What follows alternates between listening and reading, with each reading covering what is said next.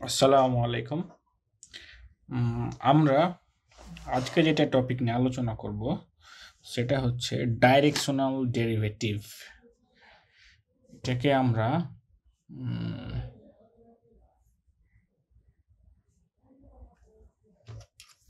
লিখি আমরা টপিকটার নাম। এটা হচ্ছে আমাদের বইয়ের 13.6 নাম্বার হচ্ছে চ্যাপ্টার। এটাকে আমরা বলি হচ্ছে ডাইরেকশনাল ডেরিভেটিভ।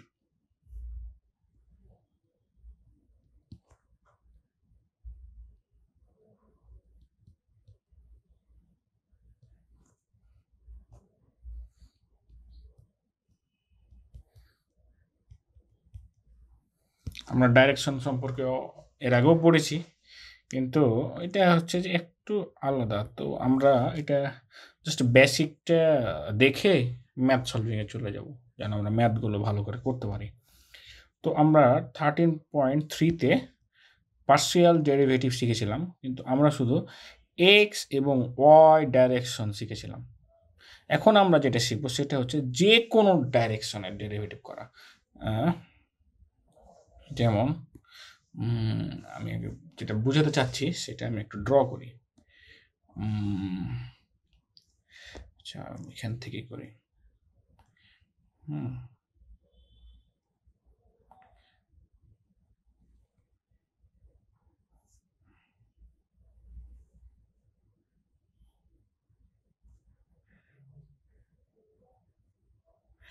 আমরা এটা একটা প্লেন নিলাম। দেন এই বরাবর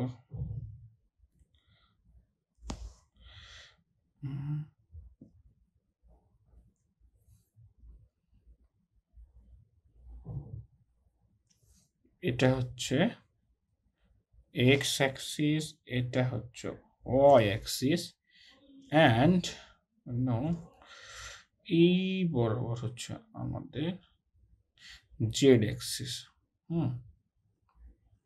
তো আমরা এতদিন যা শিখেছি সেটা হচ্ছে যে এটা থেকে আমরা এই যে এক্স অ্যাক্সিস অ্যান্ড এই যে ওয়াই অ্যাক্সিস, এই দুই দিকের মানে এই দুইটা ডাইরেকশনের মানে আমরা ডেরিভেটিভ করা শিখেছিলাম।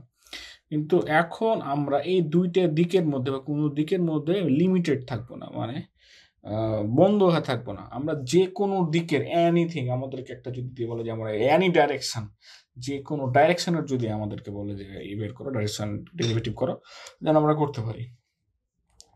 তো আমরা এই জন্য মানে কোন ক্যালকুলাসটা আমাদেরকে ডাইরেকশন দিবে, ক্যালকুলাসে কে আমাদেরকে ডাইরেকশন দেয়? কে? ভেক্টর। কে না তো ভেক্টর। ভেক্টর আমাদেরকে ক্যালকুলাসের ডাইরেকশন দেয়। তো to give a directional derivative a direction, we need a vector. মানে আমাদের ডাইরেকশনাল ডেরিভেটিভে যদি ডাইরেকশন দিতে চাই তাহলে আমাদের কি দরকার? ভেক্টর দরকার। And the vector must be যে unit vector on the plane of independent variable. Independent ভ্যারিয়েবলের সাথে ইউনিট ভেক্টর। তো আমরা এই যেটা এক্স, এটাকে আমরা ধরবো হচ্ছে আই ক্যাপ, অ্যান্ড এটাকে ধরবো হচ্ছে জে ক্যাপ। অ্যান্ড আমরা যদি বলতেছি যে আমরা যেমন বলতেছিলাম আমরা যে কোনো ডাইরেকশনেই করবো, আমরা একটা ডাইরেকশন এখানে একটা নিই। সাপোজ আমরা র্যান্ডম ডাইরেকশন নিই, সাপোজ আমরা এই ডাইরেকশনের বের করবো। এই ডাইরেকশনের নামটা আমাদের বইয়ে যেহেতু এটাকে ইউ দিয়ে ডিনোট করেছে, আন্ডারস্ট্যান্ডটা ইউই করেছে, আমরা ওটা ইউ দিলাম।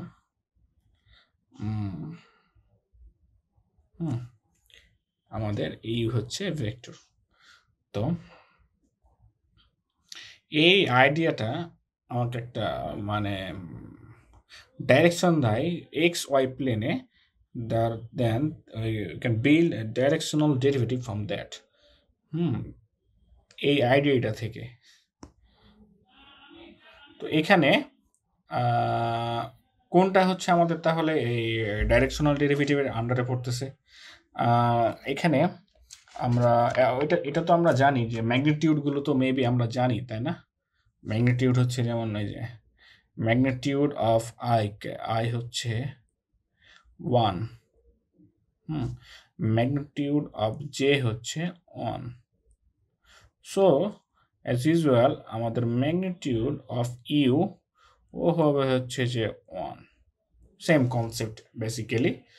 আর আমাদের ইউ দিয়ে যেটা আমাদের প্রকাশ করেছে সেটা হচ্ছে এখানে যে ইউটা আছে, ইউ হবে U equal to U one I cap plus U two J cap. এটা হচ্ছে যে আমাদের ইউ ওয়ান এবং ইউ টুকে মানে sorry U equal to basically এটা।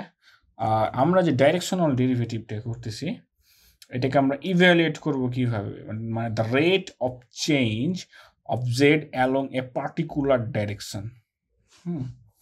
এটাকে আমরা এই কনসেপ্ট থেকে যে ফর্মুলাটা আমরা বের করে আনবো সেটা হচ্ছে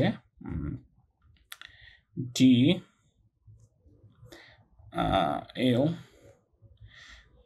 Z equal to del Z dz and dx, মানে আমরা z কে ডিফারেন্স করব উইথ রেসপেক্ট টু x। আমরা যেহেতু ইকুয়াল টু যে u1 i ক্যাপ নিয়েছি না, তাহলে হচ্ছে যে এখানে u1 চলে আসলো plus del z and del y, মানে একবার তো y কে কনস্ট্যান্ট করতে u2। আমরা এটাকে সিম্পলিফাই করতে পারি। আমরা যদি u ইকুয়াল টু i নিই বা u ইকুয়াল টু j নিই তাহলে আমাদের জিনিসটা কেমন হবে, এই যে ডি এখানে ইউ ইকুয়াল টু আই ধরে নিলাম, তাহলে আমাদের যেটা হবে ডেল জেড ডেল এক্স। হ্যাঁ, আবার যদি আমরা ইউ ইকুয়াল টু যদি জে ধরে নিই তাহলে হবে del Z D Z T Y. এই জিনিসটাকে যে আমরা ইভ্যালুয়েট করতেছি এটাকে আমাদের কি বললো, এটাকে বলে হচ্ছে, লিখে দিচ্ছি,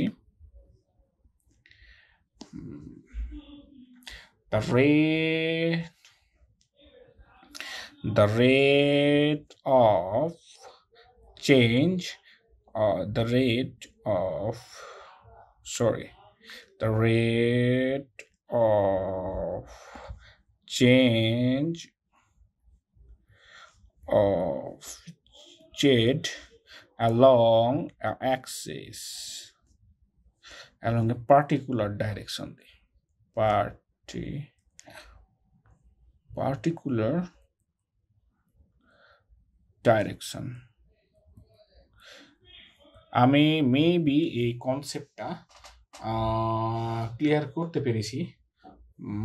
জেড ইকুয়াল টু আমরা কি কি আলোচনা করলাম, হ্যাঁ জেড ইকুয়াল টু আমরা ধরবো হচ্ছে function in direction of you.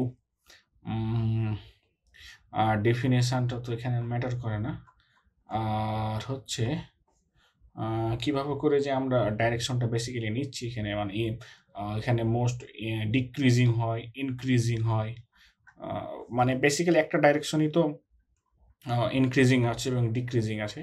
তো আমরা এটাতে আমরা জাস্ট কনসেপ্টটা ক্লিয়ার করলাম, বাকি আমরা ম্যাথামেটিক্স যখন করব তখন বিভিন্ন এইগুলো আমি দেখিয়ে দেবো।